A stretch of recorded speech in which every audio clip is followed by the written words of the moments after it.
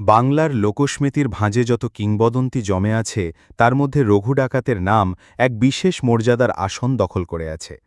ছোটবেলায় দিদা ঠাকুরাজের মুখে মানুষ খাইয়া ফেলে রঘু ডাকাত কিংবা ভূতের থেকেও ভয়ঙ্কর রঘু ডাকাত শোনেনি এমন বাঙালি বোধহয় নেই।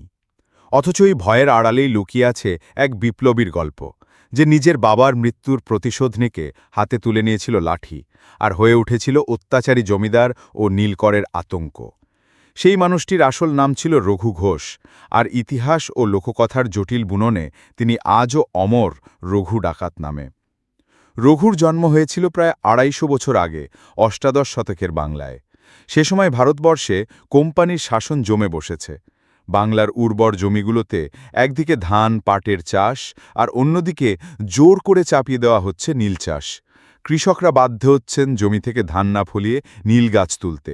যারা অস্বীকৃতি জানায় তাদের মাথার উপর নেমে আসে নীলকরের পেয়াদাদের দমন নীতি। রঘুর বাবা ছিলেন একেবারেই সাধারণ কৃষক। এক রাতে তাকে টেনে হিচড়ে নিয়ে যায় নীলকরদের লোকজন। রঘু সেদিন ছোট হলেও মনে রেখেছিল সেই আর্তনাদ, সেই বেদম প্রহার। কয়েক ঘণ্টার মধ্যেই তার বাবার লাশ ফিরে আসে গ্রামে।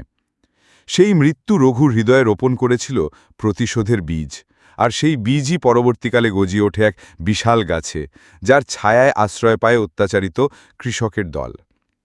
ছোটবেলা থেকেই রঘু লাঠি খেলায় দক্ষ ছিল। গ্রামের অঙ্গনে সে একাই ১০০। বাবার মৃত্যুর পর সেই লাঠি তার হাতে রূপ নিল অস্ত্রে। ধীরে ধীরে আশেপাশের অত্যাচারিত কৃষকদের একত্রিত করল সে।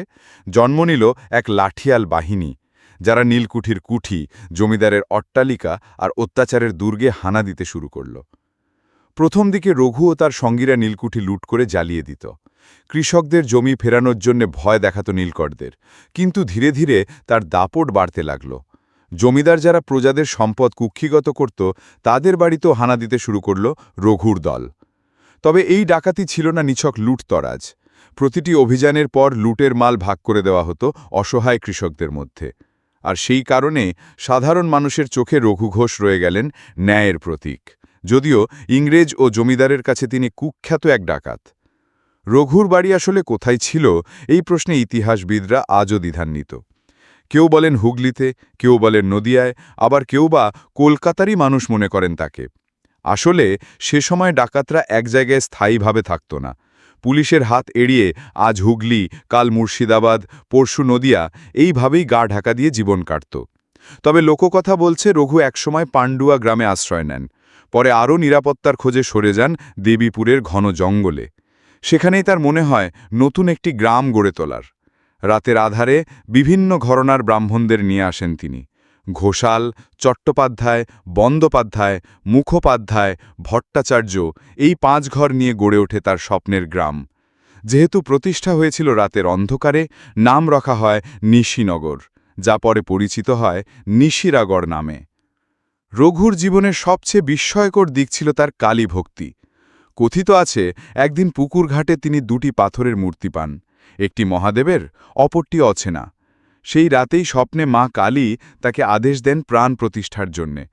রঘু দ্বিধা না করে মূর্তিতে প্রাণ প্রতিষ্ঠা করেন এবং নিয়মিত কালীপূজা শুরু করেন। ভোগে থাকত পোড়া ল্যাটা মাছ। সেই ভোগ খেয়ে তারপরই ডাকাতের উদ্দেশ্যে বেরোতেন তিনি। বিশ্বাস ছিল মায়ের আশীর্বাদ থাকলে কোনোদিন ধরা পড়বেন না। আশ্চর্যের ব্যাপার, সত্যিই তিনি কখনো পুলিশের হাতে ধরা দেননি। রঘুর সাহস ও দুঃসাহসের গল্পও কম নয়। একবার নৈহাটি থানার বড়বাবু দুর্গাচরণ চক্রবর্তী রঘুকে ধরতে মরিয়া। হঠাৎ একদিন তিনি একটি চিঠি পেলেন। দারোগাবাবু, আপনার সাথে দেখা করতে আসছি, রঘু ঘোষ। বড়বাবু আটসাট করে ফেললেন পুরো থানা। এদিকে একদিন জমিদারের নামে একজন জেলে ২টো রুই মাছ আর একটি চিঠি নিয়ে এলো। চিঠিতে লেখা, অন্নপ্রাশনের উপলক্ষে মাছ ধরা হয়েছিল, দারোগাবাবুর জন্য পাঠানো হলো। বড়বাবু খুশি হয়ে মাছ খেয়ে ফেললেন। কিছুদিন পর আরেকটি চিঠি এলো। দারোগাবাবু, কথা দিয়েছিলাম দেখা করতে আসব, সেদিন দেখা করে এসছি, মাছ কেমন খেলেন? আপনার সেবক রঘু ডাকাত। এই কৌতুকপূর্ণ ঘটনাই প্রমাণ করে রঘু কেবল লাঠি চালানো ডাকাত ছিলেন না, ছিলেন দুর্দান্ত বুদ্ধিমানও। তবে রঘুর জীবনের সবচেয়ে অন্ধকার দিক ছিল নরবলি। কালীপুজোয় তিনি প্রথম দিকে মানুষের প্রাণ দিতেন। কার্তিক অমাবস্যার রাতে যেই পথে যেত তাকে ধরে এনে বলি দেওয়া হতো। একদিন সেই ফাঁদে পড়ে যান কবি রামপ্রসাদ সেন। বলির আগে তিনি শেষ ইচ্ছা হিসেবে মায়ের গান গাইতে চান। তিনি যখন গান ধরলেন, তিলক দাঁড়াও রে সমন, বদন ভরে মাকে ডাকি, রঘুর চোখে বলির কাঠে বাঁধা রামপ্রসাদের জায়গায় মায়ের রূপ প্রতিভাত হয়। তিনি শিউরে উঠে নরবলির প্রথা চিরতরে ত্যাগ করেন। এরপর থেকে রঘুর পূজায় মানুষের বদলে দেওয়া হতো পাঠা বলি। রঘু ডাকাতকে ঘিরে এত গল্প ছড়িয়ে পড়েছিল যে অনেক সময় যেটা তার নয় সেটাও তার নামে প্রচলিত হয়েছে। কলকাতার পূর্ণদাস রোডের কালীমন্দির আসলে মনোহর ডাকাতের প্রতিষ্ঠা, কিন্তু লোক তাকে রঘু ডাকাতের কালীবাড়ি বলেছেন। হুগলি, বর্ধমান, মুর্শিদাবাদ, বীরভূমে অসংখ্য কালীবাড়ি আছে, যেগুলোর সঙ্গে রঘুর সরাসরি সম্পর্ক নেই, তবু নাম জুড়ে গেছে তার সাথেই। এইভাবে লোককথা ইতিহাসকে ছাপিয়ে গিয়ে রঘুকে এক কিংবদন্তি চরিত্রে রূপ দিয়েছে।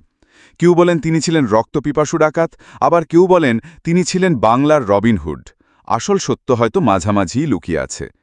রঘু ঘোষ হয়তো সত্যিই ছিলেন এক সাধারণ কৃষক পুত্র, যিনি বাবার মৃত্যুর বদলা নিতে লাঠি হাতে নেমেছিলেন, কিন্তু সময়, লোকবিশ্বাস আর কল্পনা মিলিয়ে তাকে বানিয়ে তুলেছে কিংবদন্তি। তিনি একদিকে ভয়ের প্রতীক, অন্যদিকে ন্যায়ের প্রতীক। তার কাহিনী আজও শোনায় গ্রামবাংলার আড্ডা, লোকগীতি, এমনকি কালীবাড়ির পূজার আয়োজন। রঘু ডাকাত তাই শুধু একজন মানুষ নন, তিনি ইতিহাস, লোককথা ও মানুষের আবেগের এক বিরল মিশ্রণ। তার জীবন কাহিনী প্রমাণ করে ইতিহাস সবসময় সাদা-কালো নয়, সেখানে রং মেশানো থাকে মানুষের স্মৃতি, ভয় আর ভক্তি।